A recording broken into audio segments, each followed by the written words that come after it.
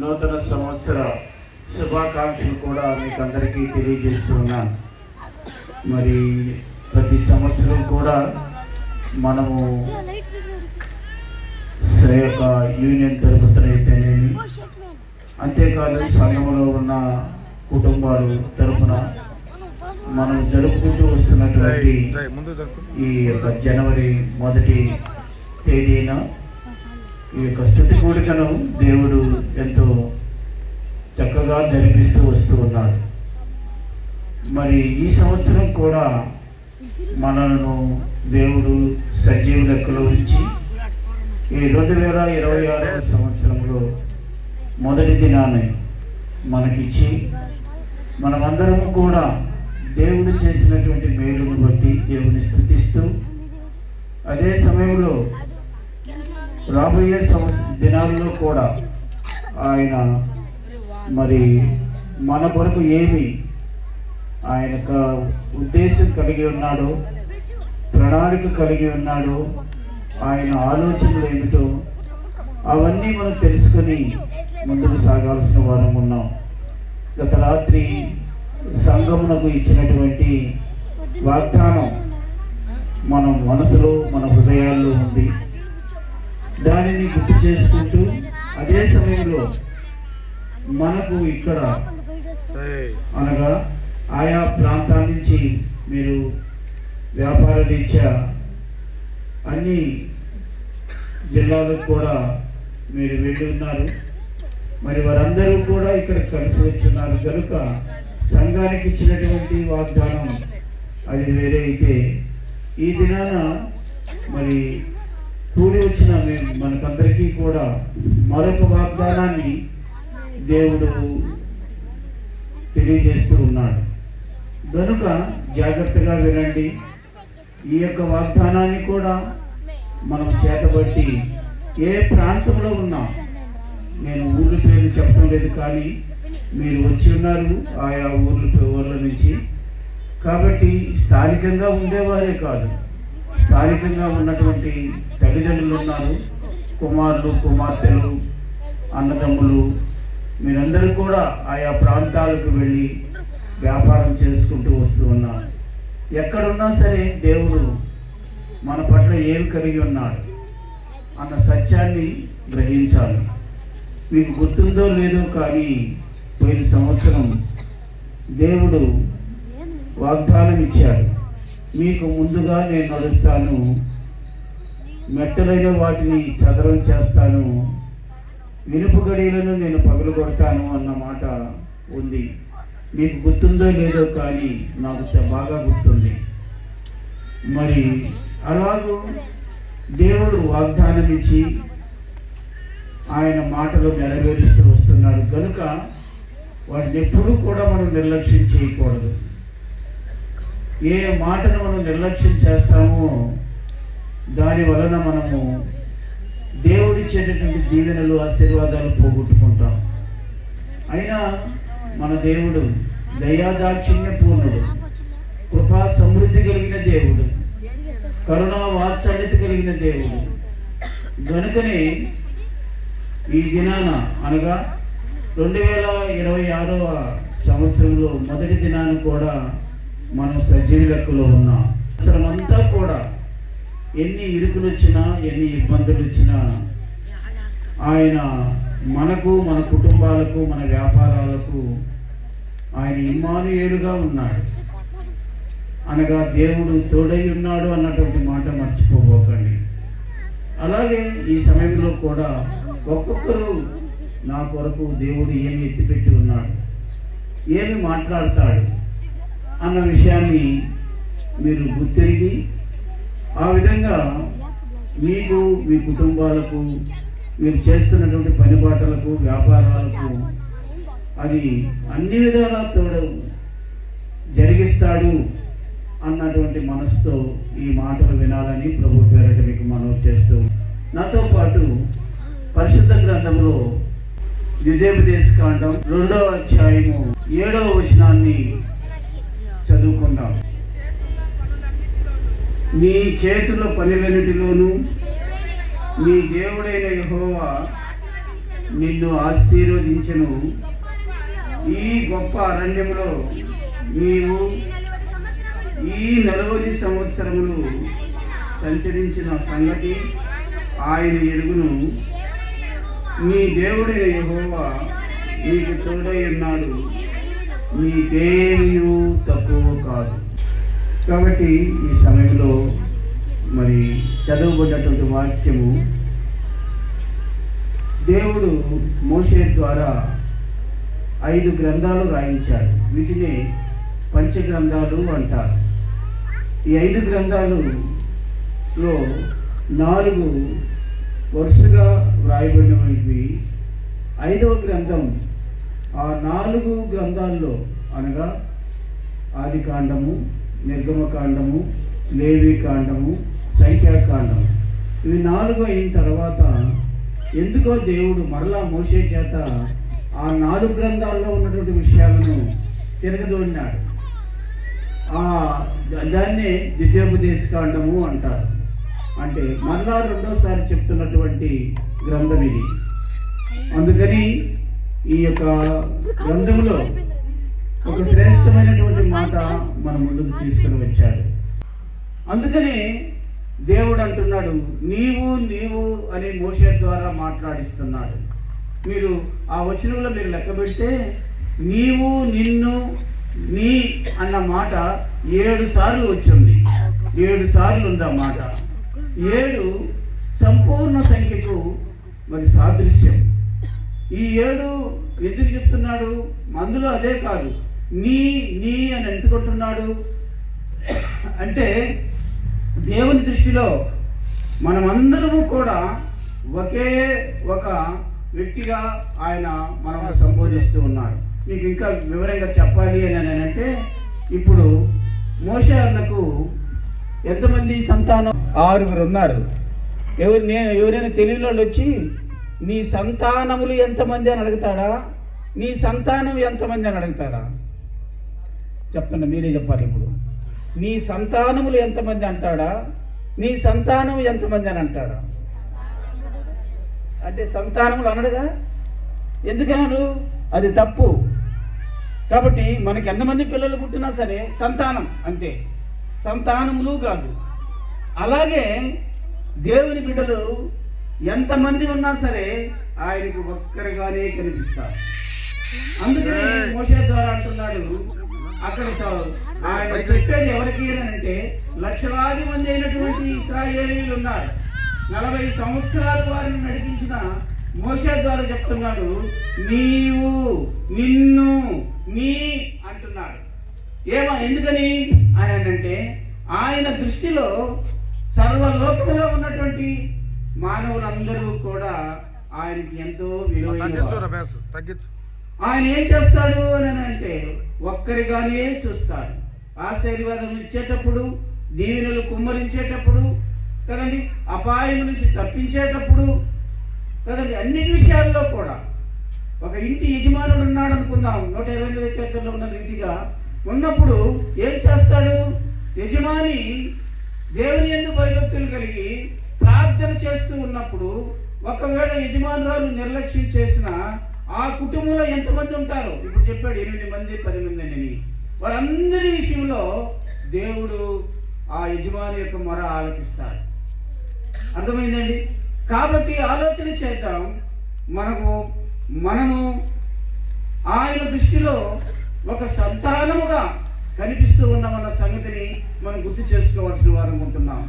అందుకని ఈ సంవత్సరము ఎప్పుడు అడిగినా సరే పిల్లలారా జ్ఞాపకం చేసుకోండి, ఈ సంఘము తరపున ఇచ్చినటువంటి వాగ్దానము, యూనియన్ తరపున ఇచ్చిన వాగ్దానం ఏమంటే టక్కని చెప్పేటట్టుగా ఉండాలి. చెప్తారా? పోయి సంవత్సరమే చెప్పరా, మరి ఈ సంవత్సరం ఏం చెప్తారు? కదండి, ఇదే యెషయా గ్రంథంలోనే నేను చెప్పిన వాగ్దానం ఉంది కదండి. అదే యెషయా గ్రంథంలో సంఘం కోసం ఇచ్చిన వాగ్దానము ఉంది. మరి ఇప్పుడు చెప్పేదన్నా కనీసం రాసుకోండి. ఏమని? ద్వితీయోపదేశకాండం 2వ అధ్యాయము 7వ వచనం ఏమని రాయబడి ఉంది? నీ చేతుల పనులన్నిటిలో నీ దేవుడైన యెహోవా నిన్ను ఆశీర్వదిస్తూ ఉన్నాడా, ఆశీర్వదించేశాడా? కదా, అవును పిల్లరా, ఆశీర్వదించాడు. ఒక్కొక్క కుటుంబానికి ఎంత ఆశీర్వాదం వచ్చిందో ఒక్కసారి గుర్తు చేసుకున్నట్లయితే అంత దివ్యమైన ఆశీర్వాదాలు దేవుడు. దానిని ఎంతవరకు ఉపయోగించుకుంటున్నారో, ఎంతవరకు అనుభవిస్తున్నారో అది వారి పర్సనల్. నేను చెప్పడం లేదు, కానీ ఈ విధంగా దేవుడు మనల్ని అందరినీ ఆశీర్వదించే దేవుడుగా ఉంటున్నాడు. నీ అని అంటున్నాడు. ఇక్కడున్న జనాంగమా, దేవుని బిడ్డలారా, ఆలోచన చేయండి. ఆయన కనుదృష్టిలో మనం అందరము ఒక్కరుగా ఆయన కనిపిస్తూ ఉన్నాం. మోషే ముందర లక్షలాది మంది ఉన్నారు, వారందరినీ ఒక్కరిగానే ఆయన పలకరిస్తూ ఉన్నాడు. 7 మార్లు ఈ వచనంలో ఉంది నీవు, నిన్ను, నీ అన్నమాట. పదే ఎందుకు చెప్తున్నాను అని అంటే, అంతగా మనలను దేవుడు తన కనుదృష్టిలో ఉంచుకో ఉన్నాడన్న సంగతిని మనం గుర్తు చేసుకోవాలి. అయితే ప్రాముఖ్యమైన మాట ఏమిటి అని అంటే, మన చేతి పనులన్నిటిలో ఏం చేస్తున్నాడంట? ఆయన ఆశీర్వదించినాడు కదా. ఆయా రీతిలుగా ఆయా ప్రాంతాలకు వెళ్ళి ఉన్నారు, జిల్లాలు కూడా మారి ఉన్నారు, పట్టణాలు మారి ఉన్నారు కదండి. అంత దూరంలో ఉన్నా కూడా ఇక్కడ తల్లిదండ్రులు ఉండవచ్చు, అన్నదమ్ములు ఉండవచ్చు, రక్త సంబంధీకులు ఉండవచ్చు. అందరి చేతి పనులు ఆయన ఆశీర్వదిస్తూనే ఉన్నాడు. ఆశీర్వదించను అని రాయబడి ఉంది. ఇప్పటికీ దేవుడు వదిలిపెట్టకుండా ఆశీర్వదిస్తూనే ఉన్నాడన్న సంగతిని మనం గుర్తు చేసుకోవాల్సిన వారు ఉంటున్నాం. ఇప్పుడు మనం ఒకసారి ఇదే ఆదికాండంలో మనం చూసినట్లయితే, మరి నోవహు అనేటటువంటి వ్యక్తి కనిపిస్తాడు. అతడు మరి భూమి మీద ఉన్నటువంటి అందరికన్నా కూడా దేవుని దృష్టిలో కృప పొందిన వాడుగా ఉంటూ ఉన్నాడు. ఎంతగా కృప పొందినాడు అని అంటే, ఆయనకు దేవుడు ఒక పనిని అప్పగించాడు. ఏమిటి ఆ పని అని అంటే, ఇదిగో లోకమంతా చెడిపోయింది, ఏ మంచితనము లేదు, కానీ నా దృష్టిలో నీవు నీతిమంతుడిగా కనిపిస్తున్నావు గనుక నిన్ను నేను ఎంచుకుని నీకు ఒక పని అప్పగిస్తున్నాను, ఆ పని నువ్వు చెయ్యాలి అని అన్నప్పుడు మరి నోవహు మారు మాట్లాడలేదండి. ఇప్పుడు ఈ సమయంలోనా ఈ ప్రజల మధ్య నా వల్ల కాదయ్యా అన్నాడా? అనగా ఆయన ఏం చేస్తున్నాడు? ఏ విధముగా అయితే దేవుడు చెప్పినాడో ఆ విధముగా ఓడను చేయటానికి ఆయన ఇష్టపడ్డాడు. అయితే ఒక పని చేశాడు ఆయన. ఏమిటంటే, తనకున్నటువంటి 3 కుమారులు, వారి భార్యలు, తన భార్య, మొత్తం 8 మంది కలిసి దేవుడు చెప్పిన పని చేయటానికి వారు ఇష్టపడ్డారు. పిల్లల జ్ఞాపకం చేసుకోండి, దినాన దేవుడు మన చేతి పనులను ఆశీర్వదించడానికి ఇష్టపడుతూ ఉండేటప్పుడు కదా, తల్లిదండ్రులు ఏ పని అయితే చేయటానికి ఇష్టపడ్డారో దానికి బిడ్డలుగా కదండి బహుమాన దేవుని ఆ యొక్క తల్లిదండ్రులకి సంతానంగా ఉన్నారో అందరూ కూడా సహకరించేటట్టు ఉండాలి. అప్పుడే దేవుడు మనలను ఎంతగానో ఆశీర్వదిస్తాడు. ఈ దినాన అలాంటి పరిస్థితి లేకుండా పోయింది పిల్లరా. అందుకనే ఏం జరుగుతూ ఉంది అంటే, పొందే ఆశీర్వాదాలను మనం కొంత పోగొట్టుకునే వారంగా ఉంటూ ఉన్నాం. ఇప్పుడు చూడండి, ఆ ఆదికాండం 6వ అధ్యాయంలో మనం చూసినట్లయితే దేవుడు ఏదైతే చెప్పాడో దానిని ఎలా చేస్తున్నాడో చూడండి పిల్లరా. 8వ వచనం, 6వ అధ్యాయం 8వ వచనం.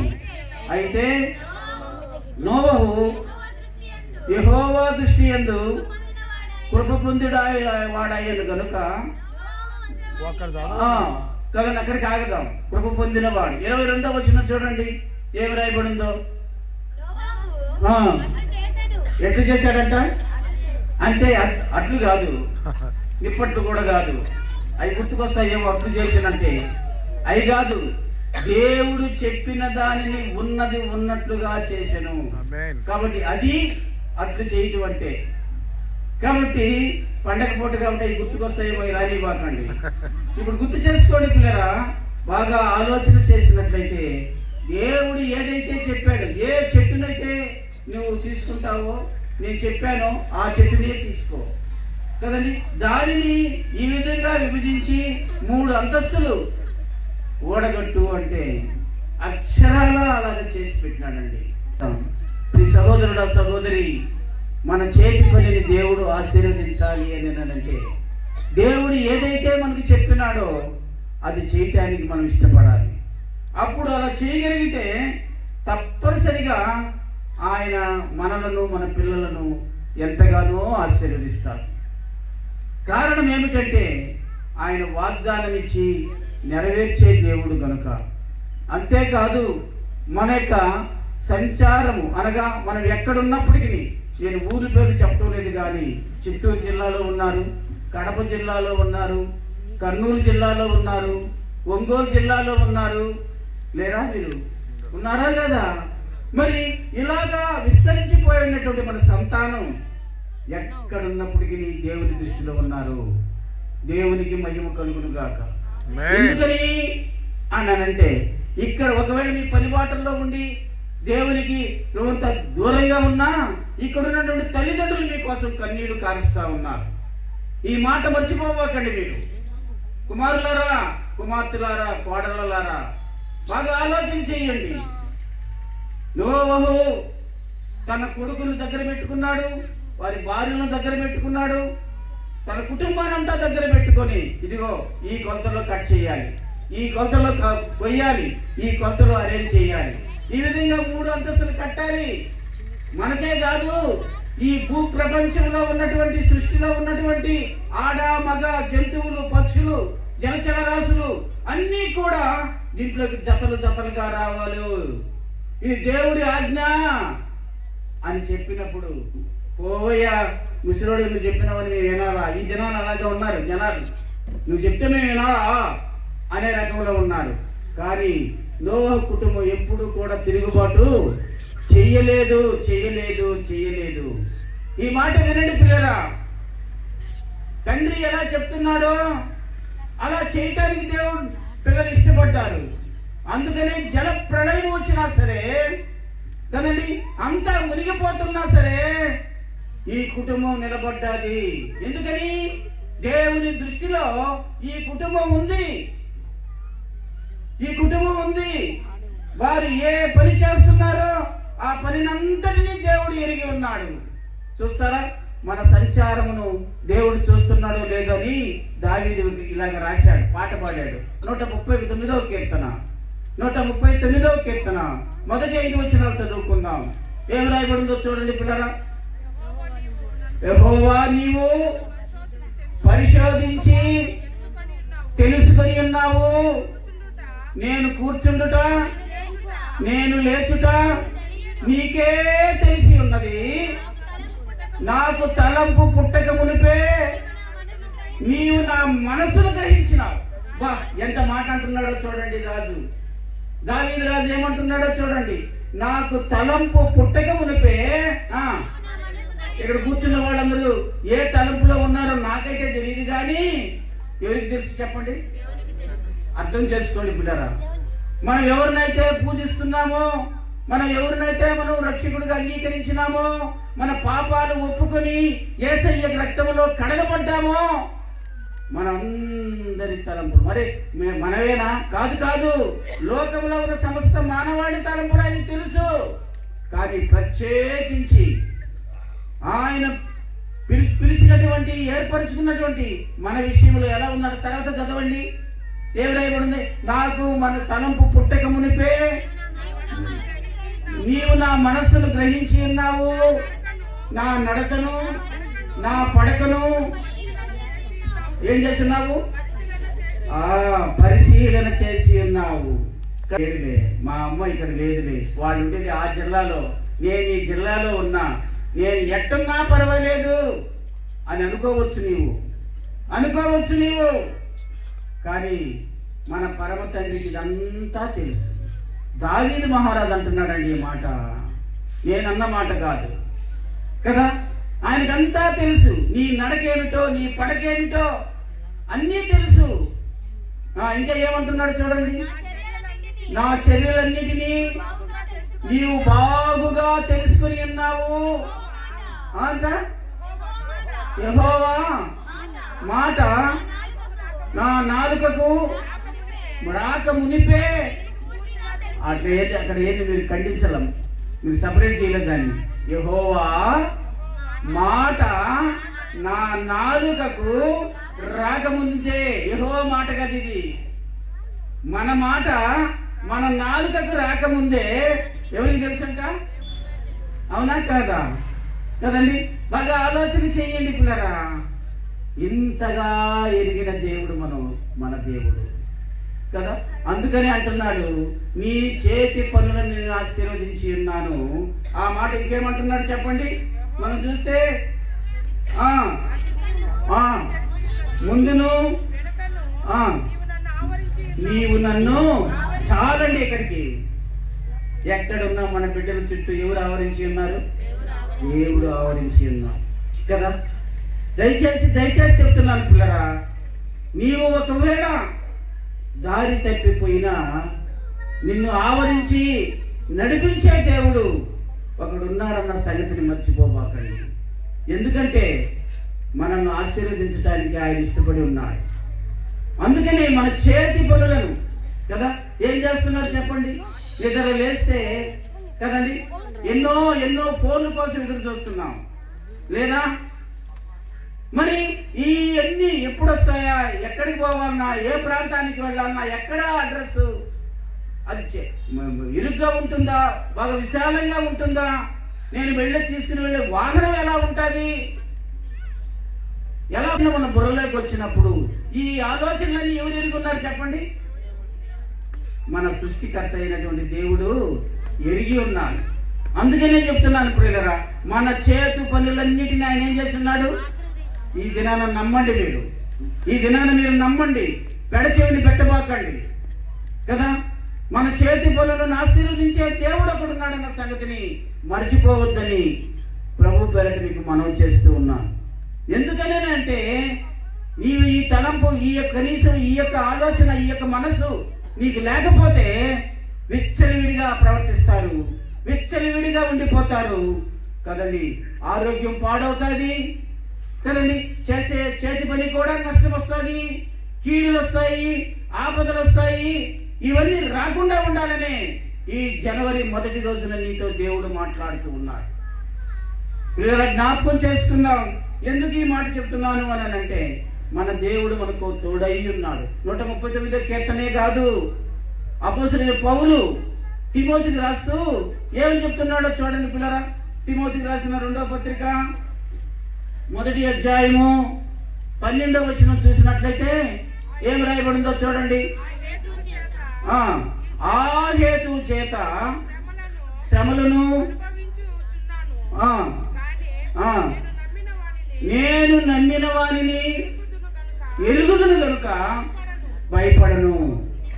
ఇంకా ఏమంటున్నాడు? నేను ఆయనకు ఆ దినము వరకు ఆయన కాపాడగలడని రూఢిగా నమ్ముచున్నాను. ఏమంటున్నారమ్మా? అక్కడ రాయబడి ఉంది, మీరు చూసారా లేదు? నేను సిగ్గుపడను అంటాడు కదా. ఏమంటున్నాడు కదండి? ఎందుకని? దేవుని విషయంలో నేను ఎన్నటికీ కూడా సిగ్గుపడను అంటున్నాడు కదా. అలాగైతే జ్ఞాపకం చేసుకోండి, మన దేవుడు నమ్మదగిన దేవుడు, మనకు తోడై ఉన్న దేవుడు గనుక మనం ఎప్పుడు కూడా దేవుని విషయంలో సిగ్గుపడకుండా, ఏ ప్రాంతంలో ఉన్నా సరే, ఏ పనిలోనూ ఉన్నా సరే, ఏ పట్టణంలోనూ ఉన్నా సరే, ఒక్కటి మాత్రం మర్చిపోబాకు. ఏమిటి ఏదనంటే దేవుని సన్నిధిని దూరం చేసుకోవద్దు. ఈ సంవత్సరం దేవుడు నీకు అంటూ ఉన్నాడు, నీ చేతి పని నేను ఆశీర్వదిస్తా. అయితే నువ్వేం చెయ్యాలి నేనంటే కదండి, నా ఆజ్ఞను పాటించి నువ్వు ముందుకు సాగాలి. ఎందుకని అంటే అక్కడ రాయబడి ఉంది. ఏమంటున్నాడో తెలుసా? ఆ యొక్క ద్వితీయోపదేశ కాండంలో మనం చూస్తే 40 సంవత్సరాలు ఎక్కడున్నావు నువ్వు? ఏమంటున్నాడు? ఆ గొప్ప అరణ్యంలో నీవు ఈ 40 సంవత్సరములు సంచరించిన సంగతి ఆయన ఎరుగును, నీ దేవుడైన యెహోవా ఏమై ఉన్నాడు, నీకు తోడై ఉన్నాడు. చూడండి, ఏమయ్యా జాషువా ఎన్ని సంవత్సరాలు అయిందయ్యా పీడేరికి పోయి అంటే లెక్కేసుకొని చెప్తాడు చేతుల మీద. ఇన్ని సంవత్సరాలు నేను అక్కడ ఉన్నాను అనుకోలు అంటాడు. మరి ఎన్ని సంవత్సరాలు అక్కడ ఉండి దేవుడు ఏం చేశాడు చెప్పండి? వదిలిపెట్టాడా? వదిలిపెట్టాడు. ఏం చేశాడు? అంతకంతకు అభివృద్ధి చేసినాడు. వ్యాపారంలో అభివృద్ధి, పరిచర్యలో అభివృద్ధి, కదండి, పిల్లల విషయంలో అభివృద్ధి చేశాడా లేదా చెప్పండి? మీ కళ్ళెదుటే ఎదిగినాడు కదా, మీ కళ్ళెదుటే ఆయన వ్యాపారం చేస్తున్నాడు కదా. మరి అందరి పేర్లు నేను చెప్పలేదు అనుకోబాకండి, అందరి విషయంలో కూడా నేను చెప్తాను. ఒక్కొక్కరి పేరు ఎత్తుకుంటే, ఒక్కొక్కరి కుటుంబం ఎత్తుకుంటే, మరి ఇంతగా ఆశీర్వదించేటప్పుడు మరి దేవుని విషయంలో నువ్వు ఎందుకు దూరంగా ఉండాలి కదా? ఆలోచన చేయండి పిల్లరా. ఎందుకనంటే మన దేవుడు మనకు తోడై ఉన్నాడు కనుక ఒక్కసారి మనకు ఏది తక్కువ లేకుండా చేస్తాడు కనుక మనము దేవుని విషయంలో అంతగా మనం నడిచినట్లయితే అది ఎలా ఆశీర్వదిస్తాడు అని అంటే 30దంతులుగా, 60దంతులుగా, 100ంతులుగా ఆయన ఆశీర్వదించేవాడుగా ఉంటున్నాడు. ఇప్పుడు చూడండి, మహాజలప్రళయం వచ్చింది, దేవుడు చెప్పినట్లు చేశాడు. నోవహు తన కుటుంబంతో ఆ యొక్క ఓడలో ఉన్నాడు. అంతా పూర్తయిపోయింది. ఏం జరిగింది అంటే ఆ వర్షం ఆగిపోయింది కదండి. ఇప్పుడు నీళ్లు ఇంకిపోతూ ఉన్నాయి. మరి ఆ కుటుంబం ఉన్నటువంటి ఆ యొక్క ఓడ ఎక్కడ చేరిందో చూడండి. ఆదికాండము 8వ అధ్యాయము 17వ వచనంలో మనం చూసినట్లయితే ఏం రాయబడిందో చూడండి పిల్లరా. ఆదికాండము 8వ అధ్యాయము 17వ వచనంలో మనం చూస్తే భూమి మీద ప్రాకు ప్రతి జీవులు మీతో కూడా ఉన్నటువంటి అన్నిటినీ వదిలేయండి, ఎందుకంటే ఆ భూమి ఆరిపోయింది, మీరు వెళ్ళిపోండి అని చెప్పినటువంటి ఆ దేవాది దేవుణ్ణి ఏం చేశాడో చూడండి ప్రియరా. అదే అధ్యాయంలో 20వ వచనంలో ఏం రాయబడిందో చూడండి. అప్పుడు నోవహు యెహోవాకు బలిపీఠం కట్టించినాడు. అంటే ఏం ప్రారంభించాడు? తన ఇంట్లో ప్రార్థన. ఏం ప్రారంభించాడు? ప్రార్థన. ఎందుకని? జలప్రళయం నుంచి తప్పించినటువంటి దేవుడు. అరణ్యంలో నుంచి పక్కన పెట్టండి, అది మామూలుగా ఇశ్రాయేలు విషయంలో.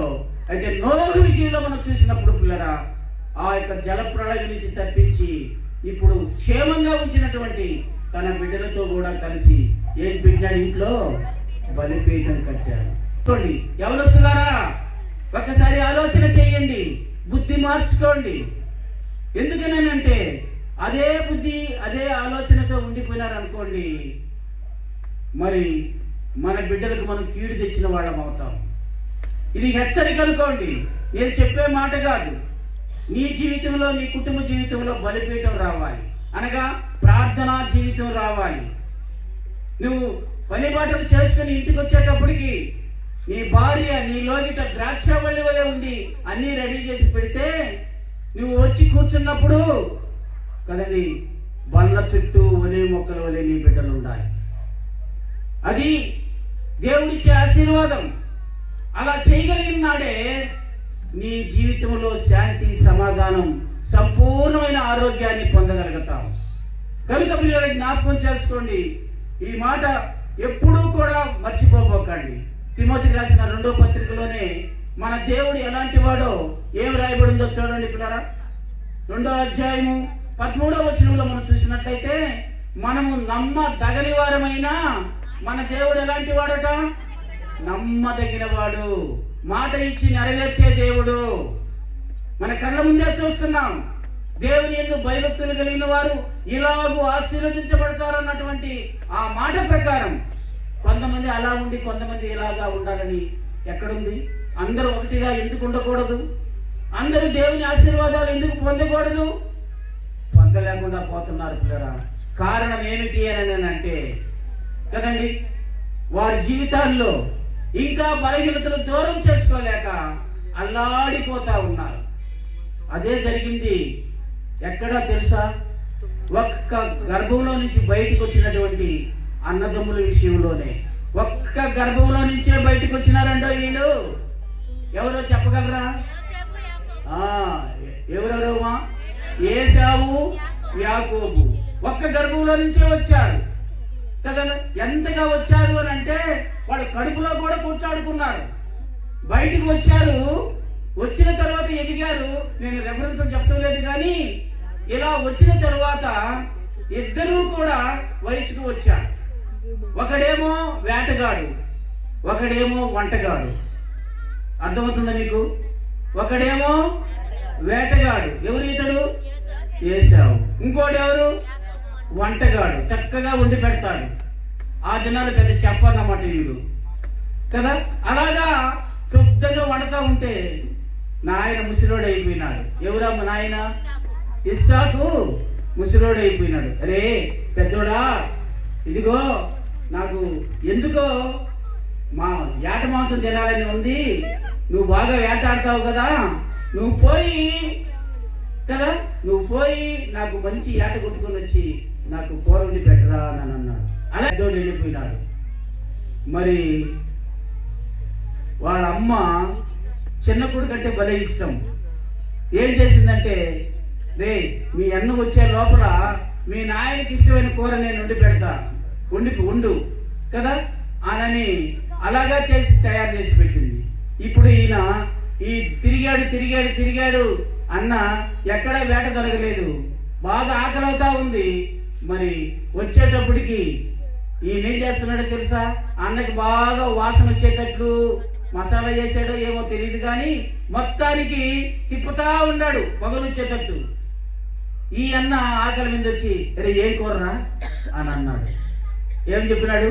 చిక్కులు గాయల కూర, అందులో ఎర్రగా ఉంది అనేటప్పటికి నాకు రెండు పెట్టరా అని అన్నాడు. అందుకేమన్నాడో తెలుసా? తమ్ముడు ఏమన్నాడో తెలుసా? ఇదిగో నీ పెద్దరికం నాకు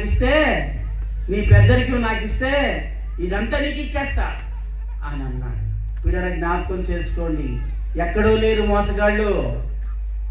ఒక తల్లికి పుట్టిన బిడ్డల్లోనే ఈ మోసగాళ్ళతనం వచ్చేస్తుంది కదా. ఆలోచన చేయండి పిల్లరా, అలాంటి స్థితి నుంచి మనం మారాలి. ఎందుకనేనంటే లేకపోతే వాడిద్దరి గురించి రాయబడిన మాట చూస్తారా? ఫిబ్రవరి రాసిన పత్రిక 12వ అధ్యాయము 15వ వచనం చదువుకుందాం పిల్లలు. ఏం రాయబడిందో చూడండి. ఎవడైనను దేవుని కృప పొందకుండా ఎట్లా ఏమైపోతారంట?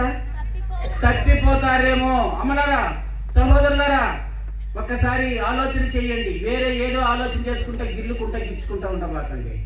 చెప్తున్న మాట వినండి. మీరు దేవుని కృప తప్పిపోతారేమో అని భయం మాకు.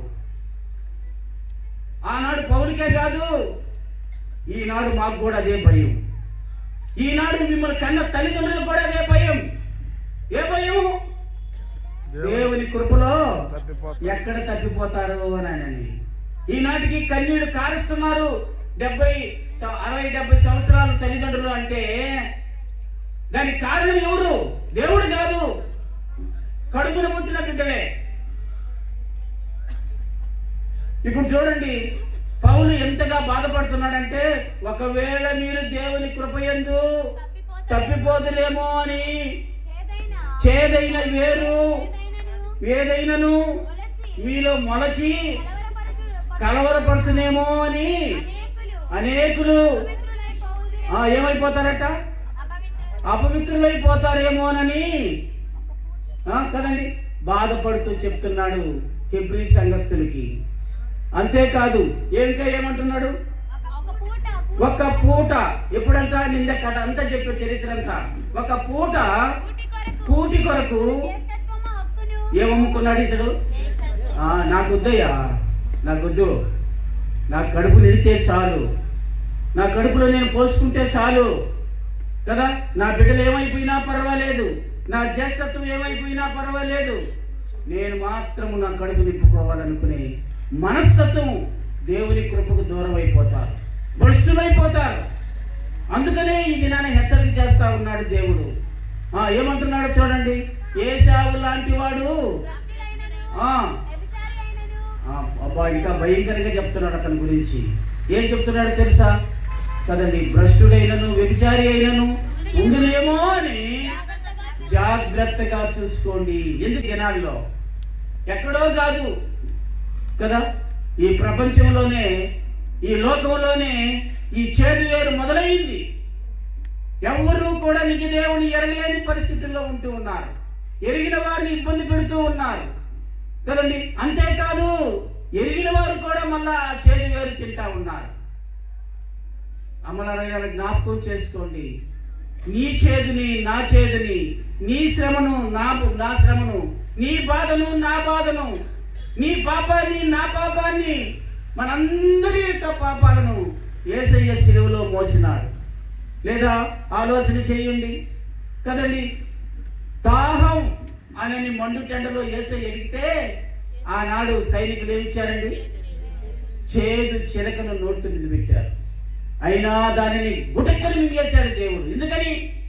ఈ ప్రపంచంలో ఉండే ఈ చేదంతా నేను మింగేసేసి వారికి ఆ చేదున జీవితం లేకుండా చేయాలనుకున్నాడు యేసయ్య.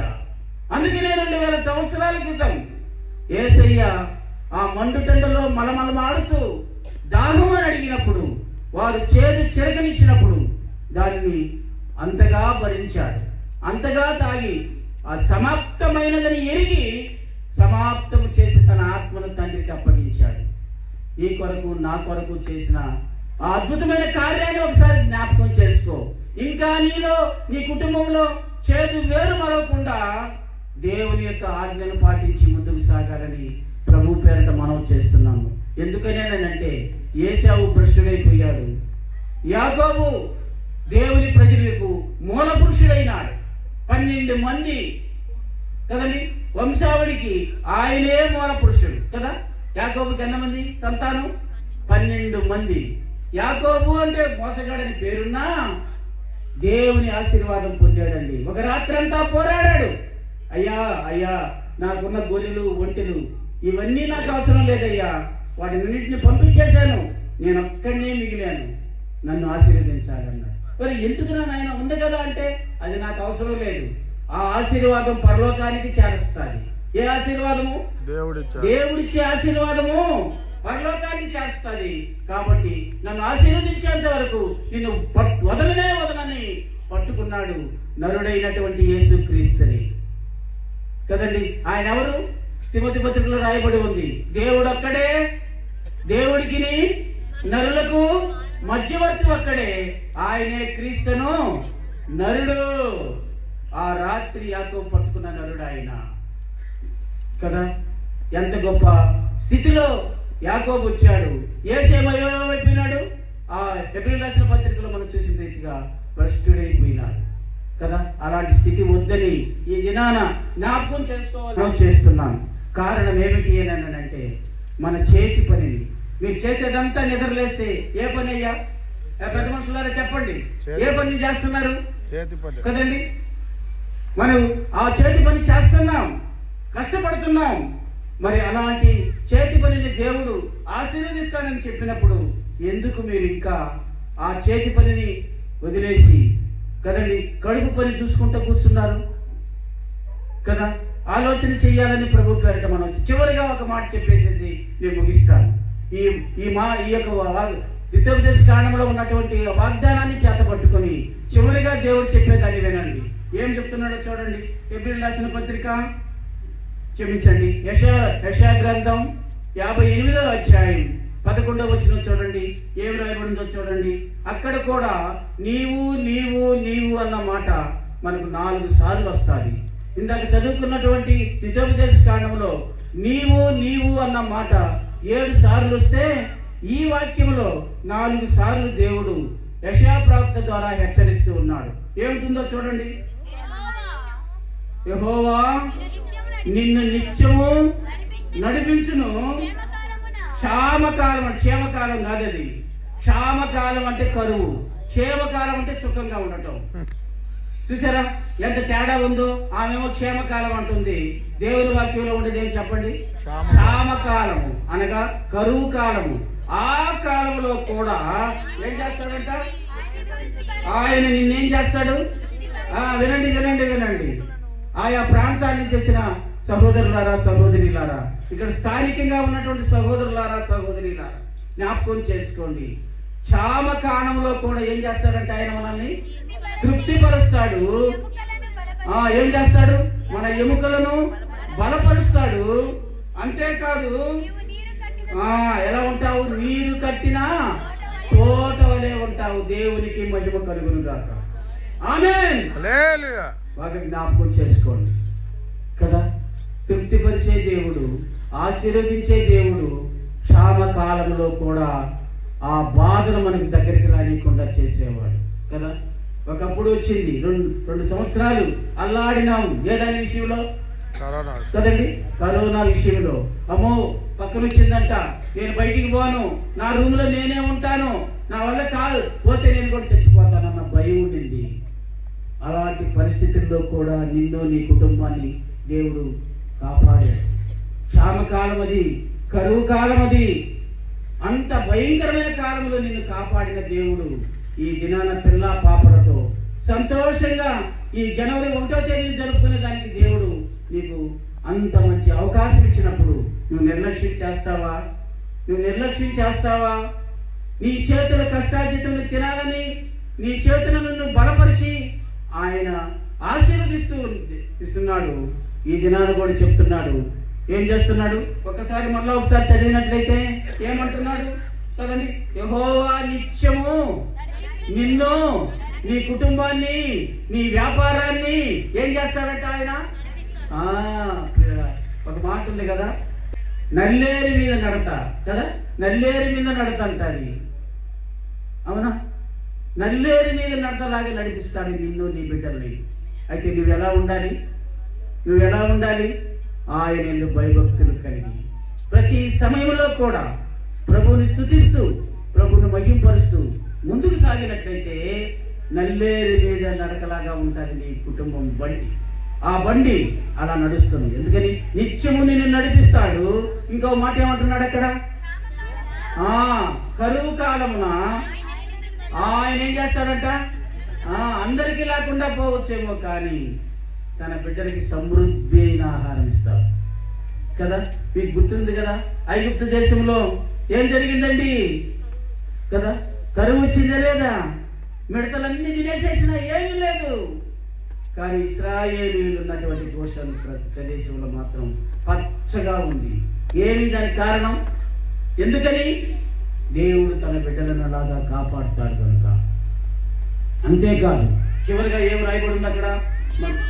నీ ఎముకలను బలపరచును, నీవు నీరు కట్టిన తోట వలె ఉంటావు కదా. నీ నీ అన్నమాట లెక్క పెట్టుకోండి. మరలా ఒకసారి 4 సార్లు వచ్చింది.